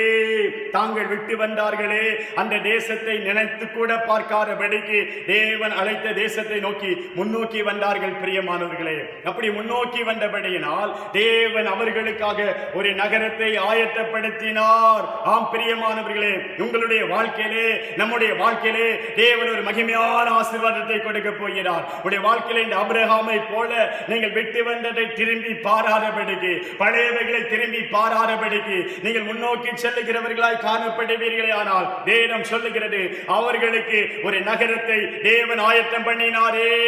உங்களுக்காய் தேவன் ஒரு நகரத்தை ஆயத்தம் பண்ணுகிறவர். அதை குறித்து யோவான் 14:2 சொல்லுகிறது, நான் ஒரு ஸ்தலத்தை உங்களுக்காக ஆயத்தம் பண்ண போகிறேன். நான் போய் ஸ்தலத்தை ஆயத்தம் பண்ணின பின்பு உங்களை என் இடத்திற்கு சேர்த்துக் கொள்ளுவேன் என்பதாய் ஆண்டவர் சொல்லுகிறார். பிரியமானவர்களே, இயேசு 2000 வருடமாக ஒன்றை ஆயத்தப்படுத்திக் கொண்டிருக்கிறார். 6 நாளிலே இந்த உலகத்தை உண்டாக்கினார். சாயங்காலம் விடியற்காலமாகிய முதலாம் நாள், சாயங்காலம் விடியற்காலமாகிய 2ஆம் நாள், 3ஆவது நாள், 4ஆவது நாள், 5ஆவது நாள், 6ஆவது நாள், 6 நாட்களுக்கு உண்டாக்கப்பட்ட இந்த உலகம் இத்தனை நேர்த்தியானதாய் அழகானதாய் ஆண்டவர் படைத்திருப்பாரையானால் 2000 வருடமாக என் ஆண்டவர் ஒன்றை உருவாக்கி கொண்டிருக்கிறார். ஒரு ஸ்தலத்தை உருவாக்கி கொண்டிருக்கிறார். இதை நான் உங்களுக்கு சொல்லவில்லை, ஆண்டவருடைய வார்த்தை சொல்லுகிறது. ஒரு ஸ்தலத்தை நான் உங்களுக்காய் ஆயத்தம் பண்ண போகிறேன் என்று இயேசு சொல்லுகிறார். அந்த ஸ்தலத்தை ஆயத்தம் பண்ணின பின்பு நான் இறங்கி வருவேன், உங்களை என்னிடத்திற்கு சேர்த்துக் கொள்ளுவேன் என்பதாக ஆண்டவருடைய பிள்ளைகளுக்கு, இயேசுவை ஆராதிக்கிற பிள்ளைகளுக்கு என்று சொல்லி ஆண்டவர் இயேசு ஒரு ஸ்தலத்தை ஆயத்தம் பண்ணுகிறார். ஆயத்தம் பண்ணின பின்பு வந்து அவர் தம்முடைய பிள்ளைகளை அவரண்டையிலே சேர்த்துக் கொள்வார் என்பதாய் வேதம் சொல்லுகிறது. நமக்காய் ஒரு நகரம் ஆயத்தப்படுத்தப்படுகிறது, நமக்காய் ஒரு வீடு ஆயத்தப்படுத்தப்படுகிறது. இந்த பூமியிலே உங்களுக்கு கூடாரம் இருக்கலாம், இந்த பூமியிலே உங்களுக்கு கூடாரம் இல்லாமலும் இருக்கலாம், உங்களுக்கு நல்ல வீடு இருக்கலாம், இல்லையானால் நீங்கள் வாடகை வீட்டிலே இருந்து கொண்டிருக்கலாம். அது காரியம் அல்ல. பிரியமானவர்களே, தேவன் உங்களுக்கு ஒரு நல்ல நித்திய ராஜ்யத்தை ஆயத்தப்படுத்துகிறார், ஒரு நல்ல நித்திய வீட்டை ஆயத்தப்படுத்துகிறார். ஒருமுறை பவுல் என்று சொல்லக்கூடியதான அருமையான தேவனுடைய ஊழியக்காரர் மரண படுக்கையில் இருக்கும் பொழுது அவர் பார்த்து தன்னுடைய வீட்டில் தன்னுடைய வேலைக்காரனை பார்த்து அவர் இப்படி சொல்லும் பொழுது அவர் இப்படி சொல்லுகிறார், என் வீட்டை பார்க்கிறேன், இது எவ்வளவு பழைய வீடு, எவ்வளவு அது அழகற்று, எவ்வளவு அழுக்காக இந்த வீடு காணப்படுகிறது. என் கண்களுக்கு முன்பாக ஒரு வீட்டை பார்க்கிறேன், அது ஜொலிக்கிறது, அது பழமையாக போகிற ஒரு வீடு அல்ல, இது எப்பொழுதும் புதுமையாய் காணப்படுகிற ஒரு ஸ்தலம் என் கண்களுக்கு முன்பாக தெரிகிறது. அந்த ஸ்தலத்துக்கு தேவன் என்னை அழைக்கிறார் என்பதாக அவர் சொல்லி அப்படியே தன் கண்களை மூடினார் என்பதாக நான் ஒரு புத்தகத்திலே படித்து அறிந்து கொண்டேன். பிரியமானவர்களே, தேவன் நமக்கு ஒரு நகரத்தை ஆயத்தப்படுத்துகிறார். இந்த உலகத்திலே உள்ளவைகளை காட்டிலும் மென்மையான ஒன்றை தேவன் நமக்கு ஆயத்தப்படுத்திக் கொண்டிருக்கிறார். ஒரு பெரிய ஆசீர்வாதத்தை தேவன் நமக்கு வைத்திருக்கிறார். ஆம் பிரியமானவர்களே, நாளில் 3 காரியங்களை நான் உங்களோடு கூட பகிர்ந்து கொண்டேன். முதலாவதாக என் தேவன் நம்முடைய வாழ்க்கையில ஆயத்தப்படுத்துகிற ஒன்று, ஒரு ரட்சணியத்தை தேவன் உங்களுக்கு ஆயத்தப்படுத்துகிறார், ஒரு பந்தியை ஆயத்தப்படுத்துகிறார், ஒரு ராஜரீக அபிஷேகத்தை கொடுப்பதற்காக, உங்களை ராஜாவாக மாற பண்ணுவதற்காக. உங்களுடைய வாழ்க்கையிலே பாடுகளின் வழியாக, பிரச்சனைகளின் வழியாக நீங்கள் கடந்து போகும் பொழுது நீதியின் பாதையில் நடக்கிற உங்கள் வாழ்க்கையிலே பிரச்சனைகள் வந்தால் அதன் பின்பு ஒரு ராஜரீக அபிஷேகம் உண்டு என்பதை நீங்கள் மறந்து போகாதீர்கள். பிரியமானவர்களே, மூன்றாவதாக ஆண்டவருடைய வார்த்தை உங்களுக்காக தேவன் ஒரு நகரத்தை, ஒரு ஸ்தலத்தை இவர் ஆயத்தம் பண்ணுகிறவர் என்பதாக ஆண்டவருடைய வார்த்தை சொல்லுகிறது. பிரியமானவர்களே, அந்த வார்த்தையினுடைய பின்பகுதி சொல்லும் பொழுது நாம் படித்த அந்த வசனம் எழுதியிருக்கிறபடி தேவன் தமிழத்தில் அன்பு கூறுகிறவர்களுக்கு என்று சொல்லி ஆரம்பித்த அந்த வசனத்தினுடைய பின்பகுதியை பார்ப்பீர்களே ஆனால் அந்த காரியத்தை குறித்து வேதம் சொல்லும் பொழுது இதை தேவன் நமக்கு வெளிப்படுத்துகிறார். நாம் இந்த காரியத்தை இன்றைக்கு நாம் அறிந்திருக்கிறோம் என்பதாக ஆண்டவருடைய வார்த்தை சொல்லுகிறது. பிரியமானவர்களே, தேவன் அதை எப்படி வெளிப்படுத்துகிறாரோ நமக்கோ தேவன் அவைகளை தமது ஆவியினாலே வெளிப்படுத்தினார். ஆவியினாலே ஒரு வெளிப்பாடு உண்டாகிறது. ஒரு வெளிப்பாடு உங்களுடைய வாழ்க்கையிலே வரும் பொழுது நீங்கள் நடக்கிறவைகளை அறிந்து கொள்கிறீர்கள். பிரியமானவர்களே, தேவன் அதை உங்களுக்கு வெளிப்படுத்துகிறார். நம்முடைய ஆவியினாலே அதை வெளிப்படுத்துகிறார். பரிசுத்த ஆவி உங்களிடத்திலே வரும் பொழுது நீங்கள் அந்த காரியங்களை அறிந்து கொள்வீர்கள். என்ன நடக்கிறது, உலகத்தில் என்ன நடக்கிறது, தேவன் எனக்கு வைத்திருக்கிற ஆசீர்வாதங்கள் என்ன, நீங்கள் வளர வளர வளர கிறிஸ்துவுக்குள் வளர வளர வளர ஆண்டவரை நோக்கி பார்க்க பார்க்க பார்க்க உங்களுடைய வாழ்க்கையிலே தேவன் வைத்திருக்கிற அந்த மகிமையான ஆசீர்வாதங்களை நீங்கள் அறிந்து கொள்வீர்கள். பிரியமானவர்களே, நீங்கள் பார்ப்பீர்களே ஆனால், வேதத்திலே பார்ப்பீர்களே ஆனால், ஆபிரகாமை இதற்கு உங்களுக்கு முன்பாக ஒரு சாட்சியாக கொண்டு வந்து நிறுத்த ஆசைப்படுகிறேன். அவன் தேவனுக்குள்ளே வளர வளர வளர, அவன் சத்தியத்திலே வளர வளர வளர ஆண்டவரை அறிய அறிய அறிய நம்முடைய வாழ்க்கையிலே அநேக வெளிப்பாடுகளை பெற்றுக்கொண்டு ஆசீர்வாதங்களை சுதந்திரித்த ஒரு மனிதன். பிரியமானவர்களே, ஒரு பிள்ளை பிறந்திருக்குது. அந்த பிள்ளைக்கு ஒண்ணுமே தெரியாது. அவங்க அப்பா என்னெல்லாம் ஆயத்தப்படுத்தி வைத்திருக்கிறார் தெரியவே தெரியாது. அந்த பிள்ளை வளர்கிறது. 3 வயது ஆகிறது, 5 வயது ஆகிறது, 10 வயது ஆகிறது. அது வளர வளர வளர அதற்கு ஞானம் வளர வளர வளர தன் தகப்பன் என்ன ஆயத்தப்படுத்தி வைத்திருக்கிறார், எத்தனை வீடு தனக்காய் ஆயத்தப்படுத்தப்பட்டிருக்கிறது, எத்தனை சொத்துக்களை வைத்திருக்கிறார், எவ்வளவு நகை வச்சிருக்கிறாரு, எவ்வளவு லேண்ட் வச்சிருக்கிறார் என்பதை அந்த பிள்ளை வளர வளர அது அறிந்து கொள்கிறது. பிரியமானவர்களே, அதுபோலதான் நம்முடைய ஆண்டவர் நமக்காய் ஆயத்தப்படுத்தி வைத்திருக்கிறார். அதை அறிந்து கொள்வதற்கு தேவன் தம்முடைய ஆவியை நமக்கு தந்திருக்கிறார். நமது ஆவியினாலே அதை நமக்கு வெளிப்படுத்துகிறார். இந்த வெளிப்பாடு உங்களுக்கு அவசியமானது. தேவன் ஆயத்தப்படுத்தினார் என்று சொல்லி நான் சொல்லுகிறதை மாத்திரம் நீங்கள் கேட்பதினால் உங்களுடைய வாழ்க்கையிலே பரவசம் வந்துவிடப் போவதில்லை. இந்த ஆவியின் வல்லமையை பெற்றுக் கொள்வீர்களே ஆனால், இந்த ஆவியான உங்களுக்குள்ளே வாசம் பண்ணுவாரேயானால், இந்த ஆவியான உங்களுக்குள்ளே உங்களை நிரப்பி, உங்களை அவர் தம்முடைய வல்லமையினாலே நிரப்பி, நம்முடைய அபிஷேகத்தினாலே நிரப்பி, நம்முடைய ஆவியினாலே நிரப்பி உங்களுடைய வாழ்க்கையிலே அவர் செயல்பட ஆரம்பிப்பாரேயானால், இந்த தேவன் என்னென்னலாம் உங்களுக்கு ஆயத்தப்படுத்தி வைத்திருக்கிறார் என்பதை நீங்கள் உணர்ந்து கொள்வீர்கள். பிரியமானவர்களே, வேதாகமத்தில் ஆபிரகாமை பாருங்கள். அவனை தேவன் அழைத்தார். அப்போஸ்தலர் நடபடிகளின் புத்தகம் 7ஆம் அதிகாரம் 2ஆம் வசனம் சொல்லுகிறது, மகிமையின் தேவன் அவனுக்கு தரிசனமானார். மகிமையின் தேவனை அவன் தரிசித்தான் என்பதாக. அந்த மகிமையின் தேவனை ஆபிரகாம் தன்னுடைய வாழ்க்கையிலே தரிசித்த பொழுது அவனுடைய வாழ்க்கையிலே முதலாவது ஒரு காரியம் நடக்கிறது. பிரியமானவர்களே, உடனடியாக தன்னுடைய தேசத்தை விட்டுவிட்டு, தன்னுடைய சொந்த ஜனத்தை விட்டுவிட்டு, தன்னுடைய தகப்பனுடைய வீட்டை விட்டுவிட்டு அவன் உடனடியாக அவன் புறப்பட்டு ஆண்டவர் காட்டுகிற அந்த தேசத்தை நோக்கி அவன் நடக்க ஆரம்பித்தான் என்பதாக வேதம் சொல்லுகிறது. இது ஒரு எளிய காரியம் அல்ல. இது ஒரு சாதாரணமான காரியம் அல்ல. மகிமையின் தேவன் அவனுக்கு தரிசனமானபடியினால் சாதாரணமாக இந்த காரியம் வந்து பிரியமானவர்களே, இவன் தன்னுடைய தகப்பனை விட்டுட்டு வரணும், தன்னுடைய தேசத்தை விட்டுட்டு வரணும், தன்னுடைய சொந்த பந்தங்களை விட்டுட்டு வரணும். இது எளிய ஒரு காரியம் அல்ல, ஈஸியா வரக்கூடிய ஒரு காரியம் அல்ல. இப்படி ஈஸியா வந்துட முடியாது. இன்னைக்கு ஒருவேளை நம்ம வருகிறோம், நம்முடைய சொந்த பந்தங்களை விட்டுட்டு நம்ம என்ன பண்றோம்னு சொன்னா அந்நிய தேசத்துக்கு வருகிறோம். ஆனா நமக்கு போன் வசதி இருக்குது, எப்பவும் போன் பண்ணிக்க முடியும். 24 மணி நேரம் வேண்டுமானாலும் நம்ம போன் பண்ணி கொள்றதுக்கு நமக்கு இப்ப நல்ல வசதி இருக்குது. பிரியமானவர்களே, மாத்திரமல்ல நினைச்ச நேரத்தில் நம்ம திரும்பி போய்விடுவதற்கு நமக்கு பிளைட் வசதி இருக்குது, ட்ரெயின் வசதி இருக்குது, பஸ் வசதி இருக்குது, எல்லா வாகன வசதிகள் இருக்கிறது. நம்ம எப்ப வேண்டுமானாலும் நம்ம திரும்பி செல்வதற்குரிய எல்லா வசதிகளும் இன்னைக்கு நமக்கு காணப்படுது. பிரியமானவர்கள், நினைச்ச நேரத்தில் நம்ம திரும்பி போய்விடக்கூடிய அப்படிப்பட்ட ஒரு காரியமாக காணப்படுகிறது. அதனால நம்ம ஒரு இடத்திலிருந்து இன்னொரு இடத்திற்கு நம்ம வருவது என்பது நமக்கு ஒரு எளிய காரியமாய் காணப்படுகிறது. ஆனா அன்றைக்கு ஆபிரகாமை பாருங்க, அவன் திரும்பி போகவே இல்லை. அவனுடைய பெற்றோரை அவன் திரும்ப பார்க்க முடியாது, உடன்பிறப்புகளை திரும்ப பார்க்க முடியாது, பிள்ளைகளை திரும்ப பார்க்க முடியாது. தேவன் சொன்னார்கள் ஒரே காரணத்திற்காக எல்லாத்தையும் விட்டுட்டு வரான். இன்னைக்கு நீ விட்டுட்டு வந்துரு, இன்னைக்கு காலையில வந்தேன்னா சாயந்தரம் உன்னை ஆசீர்வதிப்பேன் அப்படின்னு ஆண்டவர் சொல்லல. பிரியமானவர்களே, விட்டுட்டு வந்து எத்தனை வருடங்கள் அவன் காத்திருக்க வேண்டும் யோசித்து பாருங்க. உடனே அவனுக்கு ஆசீர்வாதம் கிடைச்சிருக்காரு. அவன் காத்திருக்கிறான். ஆண்டவர் சொன்னபடியே வந்தான். எப்படி அவனால வர முடிந்தது? எப்படி இந்த வார்த்தைக்கு கீழ்ப்படிய முடிந்தது? இது சாதாரண காரியம் அல்லவே. வீட்டை விடுவது என்பது சாதாரண காரியம் அல்லவே. குடும்பத்தை விட்டு வருவது என்பது சாதாரண காரியம் அல்லவே. எப்படி இந்த காரியத்தை அவனால செய்ய முடிஞ்சது?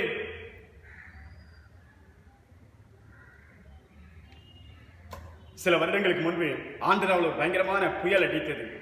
அநேக அந்த புயல் காற்று மாத்திரமல்ல, கடல்ல இருந்து தண்ணீர் பொங்கி எழுந்து வந்து அநேக பகுதியை உள்ளே இழுத்துக் கொண்டது. அநேகர் மறித்து போனார்கள். ஒரு கிராமமே அழிந்து போனது. அநேக கிராமங்கள் அழிந்தது.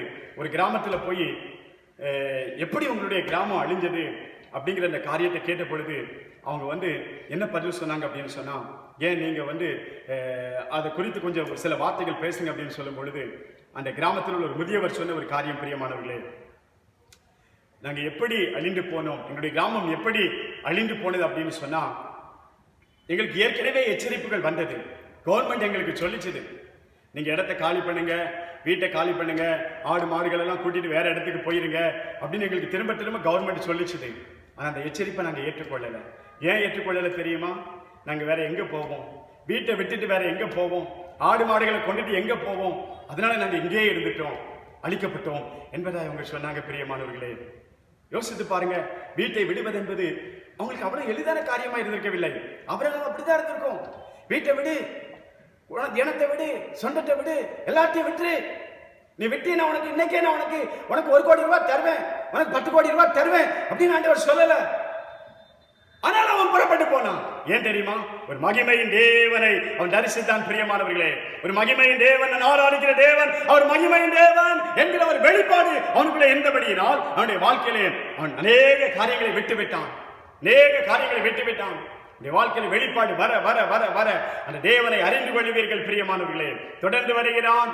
அவனுடைய வாழ்க்கையில இப்பொழுது அவன், அதாவது தன்னுடைய 318 பேரை கொண்டு, இளம் வாலிபர்களை கொண்டு அவன் சோதோம் குமோராவுக்காக, அந்த ராஜாக்களை மீட்பதற்காக, லோத்துவின் குடும்பத்தை மீட்பதற்காக அவன் 4 ராஜாக்களோடு போய் யுத்தம் பண்ணி அந்த தன்னுடைய ஜனங்களை மீட்டுக் கொண்டு வருகிறான். சோதோமின் ராஜா வந்து இப்படி சொல்லுகிறதை வேதம் சொல்லுகிறது. சோதோமின் ராஜா சொல்லுகிறார், ஜனங்களை என்னிடத்திலே கொடுத்து விடும், பொருட்களை எல்லாம் நீர் எடுத்துக்கொள்ளலாம் என்று சொல்லும் பொழுது, அப்பொழுது ஆபிரகாம் ஒரு வார்த்தை சொல்லுகிறான். பாருங்க என்ன சொல்லுகிறான் சொன்னா, உன்னதமான தேவனுக்கு முன்பாக என் கையை உயர்த்துகிறேன் என்று சொல்லுகிறான். அவர் உன்னதமான தேவனாக இங்கே அவரை அறிகிறான். பிரியமானவர்களே, முதலாவது ஆண்டவரை மகிமையின் தேவன் என்று சொல்லி அறிந்து வைத்திருந்தான் ஆபிரகாம். நான் ஆராதிக்கிற தேவன் யார்? அவர் மகிமையின் தேவன் என்கிற ஒரு வெளிப்பாடு இருந்தபடியினால் எல்லாவற்றையும் விட்டு வந்தான். அவர் எப்படி அவர் மகிமை உள்ளவர், மகிமையா என்னை உயர்த்துவார் என்கிற ஒரு நம்பிக்கை அவனுக்கு இருந்தது. ஆனா வந்த இடத்துல எகிப்துக்கு போனா, எகிப்துல ராஜா பார்வோன் அவனுக்கு அநேக வெகுமதிகளை கொடுத்தான். அதையெல்லாம் அவன் வாங்கி கொண்டான் என்பதாக வேதம் சொல்லுகிறது.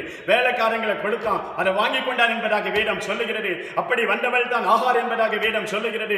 எல்லாவற்றையும் வாங்கி கொண்டவன் இப்பொழுது சோதோமின் ராஜாவின் இடத்துல வந்த பொழுது எனக்கு எதுவுமே வேண்டாம் அப்படின்னு சொல்லுகிறது நீங்கள் வேதத்தில் பார்க்க முடியும். எதனால என்று சொல்லி பார்ப்பீங்கன்னா, நீங்க அந்த ஆதியாகமத்தின் 14ஆம் அதிகாரத்தில் அவன் ஒருவரை சந்தித்தான். பிரியமானவர்களே, அவன் உன்னதமான ஒரு ஆசாரியனை சந்திக்கிறான். அந்த உன்னதமான ஆசாரியன் உன்னதமான வானத்தையும் பூமியையும் உடையவராகிய உன்னதமான தேவனுடைய ஆசீர்வாதத்தை ஆபிரகாமுக்கு கொடுத்தான் என்பதாக வேதம் சொல்லுகிறது. அறிமுகப்படுத்துகிறான். ஆபிரகாமே, நீ ஆராதிக்கிற தேவன் யார் தெரியுமா? வானத்தையும் பூமியையும் உடையவராகிய உன்னதமான தேவன். இந்த வெளிப்பாடு வந்த பிறகு அவர் வானமும் அவருக்கு சொந்தம், பூமியும் அவருக்கு சொந்தம். அவருக்கு ஒரு சின்ன லேண்ட் சொந்தம் கிடையாது. அவருக்கு வானம் சொந்தம், பூமி சொந்தம், எல்லாம் அவருக்கு தான் சொந்தம். அதனால அவரே என்னை ஆசீர்வதிக்கட்டும் சொல்லி இப்பொழுது ராஜாவுடைய ஆசீர்வாதத்தை அவன் தள்ளி விடுகிறான். பிரியமானவர்களே, அவனுக்கு வெளிப்பாடு கூடுகிறது. மகிமையின் தேவனாய் அறிந்தவன் இப்பொழுது அவரை வானத்தையும் பூமியும் உடைய உன்னதமான தேவனாக அங்கே ஆபிரகாம் அறிந்து கொள்கிறதை பார்க்கிறோம். ஆகவே அவனுடைய வாழ்க்கையில அறிய அறிய அறிய அவனுடைய வாழ்க்கையில் அவனுடைய எல்லைகள் தேவன் பெருக்கிக் கொண்டே போகிறார். பிரியமானவர்களே, நீங்கள் தேவனை அறிய அறிய அறிய உங்கள் வாழ்க்கையில தேவன் உங்களுக்கு வைத்திருக்கிற ஆசீர்வாதத்தின் எல்லையை நீங்கள் பார்ப்பீர்கள், அதை சுதந்திரிப்பீர்கள். இன்னும் கொஞ்ச நாட்கள் கடந்து போகிறது. கொஞ்ச நாட்கள் கடந்து போன பின்பு அவனுக்கு 99 வயது ஆகும் பொழுது அங்கே தேவன் ஆபிரகாமுக்கு வெளிப்படுகிறார். ஆண்டவர் ஆபிரகாமை பார்த்து என்ன சொன்னார் தெரியுமா? 17ஆம் அதிகாரம் ஆதியாகமத்தின் புஸ்தகத்தில் அவனுக்கு 99 வயது இருக்கும் பொழுது, ஆபிரகாம், நான் சர்வ வல்லமையுள்ள தேவன், நீ எனக்கு முன்பாக நடந்து கொண்டு உத்தமனாய் இருக்க வேண்டும் என்று சொன்னார். ஆண்டவர் அவனுக்கு வெளிப்படுத்துகிறார், ஆல்மைட்டி காட், நான் சர்வ வல்லமையுள்ள ஒரு தேவன் என்று சொல்லி அவர் தன்னை வெளிப்படுத்துகிறதை பார்க்கிறோம். எல்லா வல்லமையும் எனக்குள்ளே இருக்கிறது. 99 வயது ஆயிற்று அப்படின்னு சொல்லி நீ கவலைப்படுகிறாயா? கவலைப்படாத, எனக்கு முன்னாடி உத்தமனாயிரு, நீ நேர்மையா மட்டும் இருந்து பாரு. இந்த 99 வயதிலும் கற்பன் தரிப்பதற்குரிய பலனை நான் உனக்கு கொடுப்பேன் என்று அவனுக்கு இன்னும் சில வாக்குத்தத்தங்களை கொடுத்து விசுவாச வார்த்தைகளை பேசி சென்றார். பிரியமானவர்களே, 100வது வயதுல அவர் சர்வ வல்லவர் என்பதை அவன் உணர்ந்தபடியினால், நான் ஆராதிக்கிற தேவன் யார்? சர்வ வல்லவர், சர்வ வல்லவர், செத்து போன என் சரீரத்திலும் அவர் பலன் கொடுப்பதற்கு வல்லவர் வல்லவர் என்று நம்பினபடியினால் 100 வயதுல அவன் பிள்ளையை பெற்றுக் கொண்டான். அவன் சரீரம் செத்து போனது, சாராளின் கற்பம் செத்து போனது. ஆனா அவனுக்கு ஒன்று தெரியவே தெரியும். என்ன தெரியும்? நான் ஆராதிக்கிற தேவன் சர்வ வல்லவர். இப்படிப்பட்ட வெளிப்பாடுகள் உடைய வாழ்க்கையில உண்டானது. பிரியமானவர்களே, வெளிப்பாடுகளை இன்னும் நிறைய காரியங்களை அவனை பற்றி நான் சொல்லிக்கொண்டே இருக்க முடியும். ஆபிரகாமை பற்றி சொல்லிக்கொண்டே இருக்க முடியும். உடைய வாழ்க்கையில வந்த வெளிப்பாடுகள். ஒருமுறை சொல்றாரு, 400 வருஷம் கழிச்சு உடைய சந்ததிகள் இதை சுதந்திரிப்பார்கள் என்பதாய் ஆண்டவர் ஆபிரகாமிடத்தில் சொல்லுகிறாரு. அவனுக்கு தெரிகிறது, நான் ஆராதிக்கிற தேவன் கடந்த காலத்தை அறிந்திருக்கிறவர், நிகழ்காலத்தை அறிகிறவர். இன்னும் 100 வருஷம் கழிச்சு என் பிள்ளைகளுக்கு என்ன நடக்கும், இன்னும் 400 வருஷம் கழிச்சு என் பிள்ளைகளுக்கு என்ன நடக்கும், எல்லாம் அறிந்திருக்கிறவர் என்பதை ஆபிரகாம் நன்றாக அறிந்திருந்தான். 400 வருஷம் கழிச்சு என் பிள்ளைகளுக்கு என்ன நடக்கும் என்பதையும் தேவன் வெளிப்படுத்துகிறார். எல்லாம் அறிந்து வைத்திருக்கிறார். 400 வருஷம் கழிச்சு அவங்க போய் நான் ஆயத்தம் பண்ணின அந்த ஸ்தலத்திலே அவர்கள் குடியிருப்பார்கள், இவர்களை கொண்டு போய் நான் அங்கே சேர்ப்பேன் என்பதால் தேவன் ஆண்டவர் ஆபிரகாமுக்கு வெளிப்படுத்தினார். அவர் வெளிப்படுத்தினபடியே செய்து முடித்தார். பிரியமானவர்களே, உங்களை குறித்து தேவன் அறிந்து வைத்திருக்கிறார். உங்களுக்காக தேவன் ஆயத்தப்படுத்தி வைத்திருக்கிறார். உங்கள் பிள்ளைகளுக்காக ஆயத்தப்படுத்தி வைத்திருக்கிறார். உங்கள் பிள்ளைகளை குறித்து அவருக்கு தெரியும். உங்கள் பேர பிள்ளைகளை குறித்து அவருக்கு தெரியும். உங்கள் சந்ததியை குறித்து தேவன் அறிந்து வைத்திருக்கிறார். அவருக்கு முன்பாக மாத்திரம் நீங்கள் உண்மையுள்ளவர்களாய் காணப்படுங்க. அவர் ஆயத்தம் பண்ணின அந்த ஸ்தலத்தை நோக்கி உங்களை நகர்த்தி கொண்டே போவார். ஆசீர்வாதம் உங்களுக்கு முன்பே காணப்படுகிறது. நீங்கள் திரும்ப திரும்ப டிக்ளேர் பண்ணுங்க, திரும்ப திரும்ப அறிக்கை பண்ணுங்க. நன்மையும் கிருபையும் என்னை தொடர போகிறது. சத்துருக்களுக்கு முன்னதாக தேவன் ஒரு பந்தி ஆயத்தப்படுத்த போகிறார். ஓ, வெளிப்பாடு வர வர வர நீங்கள் தேவனை நெருங்க நெருங்க நெருங்க, நீங்கள் ஆண்டவரை நெருங்க நெருங்க நெருங்க, தெய்வத்தை நெருங்கி செல்ல செல்ல செல்ல செல்ல உடைய வாழ்க்கையில வெளிப்பாடுகளை தேவன் கொடுப்பார். வெளிப்பாடுகள் வாழ்க்கையில வர வர வர தேவன் ஆயத்தப்படுத்தி வைத்திருக்கிறவர்களை, உங்களுக்காக ஆயத்தப்படுத்தி வைத்திருக்கிறவர்களை நீங்கள் அறிந்து கொள்வீர்கள். பிரியமானவர்களே, தேவன் தம்முடைய ஆவி அதற்காக நமக்கு கொடுத்திருக்கிறார். ஆவியின் அபிஷேகத்தை பெற்றுக் கொள்வீர்களானால், இந்த பரிசுத்தாவின் வல்லமையை பெற்றுக் கொள்வீர்களானால், உங்கள் கண்களுக்கு முன்பாக என்ன இருக்கிறது? உடைய காதுகளிலே சில விசுவாச வார்த்தைகளை நீங்கள் கேட்க ஆரம்பிப்பீர்கள். விசுவாச வார்த்தைகள் உங்கள் காதிலே வந்து விழுகிறதை நீங்கள் காண ஆரம்பிப்பீர்கள். தேவன் உங்களோடு கூட இடைப்படுகிறது. ஒரு விசுவாச சத்தம், ஒரு விசுவாச சவுண்ட் உங்கள் காதுல விழும். ஒரு உங்கள் இதயத்தில் சில விசுவாச எண்ணங்கள் உண்டாகும். உங்களுடைய சிந்தனைகளில் விசுவாச சிந்தனைகள் உண்டாகும். வாயின் வார்த்தைகள் விசுவாச வார்த்தைகளாய் மாற ஆரம்பிக்கும். தேவன் ஆயத்தப்படுத்தி வைத்திருக்கிறவர்களை நீங்கள் காண்பீர்கள். பிரியமானவர்களே, சூழ்நிலைகளை கண்டு நீங்க பயப்பட மாட்டீங்க. ஐயோ, இன்னைக்கு சூழ்நிலை இப்படி இருக்குது, இந்த வியாதி என்ன செய்யுமோ என்று பயப்பட மாட்டீர்கள். இந்த கொரோனாவின் நிமித்தமாய் நீங்கள் பயப்பட மாட்டீர்கள். சூழ்நிலைகளை பார்த்து பயப்பட மாட்டீங்க.